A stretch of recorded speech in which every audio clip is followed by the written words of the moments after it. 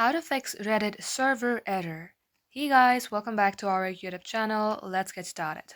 So first thing first, if you are being shown the error of server error, here is what you should do to fix it. First of all, make sure your application is updated. Head over to Play Store or App Store. At the top search bar, type in Reddit. Make sure you see Open instead of Update.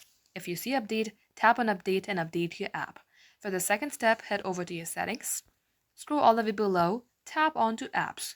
Here also you have to search for Reddit. Under App Info page, tap on Storage, simply clear the cache.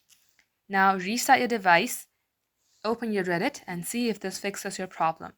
If it's still not working, then actually the Reddit application might be down itself. For that, head over to your Chrome application or any of your preferred web application. At the top search bar, type in Down Detector Reddit. You will see this Down Detector website here. Open it. And you can also see here if Reddit is facing problem or not. You can see that user reports indicate no current problems at Reddit. And this is how you know it. So guys, this is all for today's video and thank you for watching.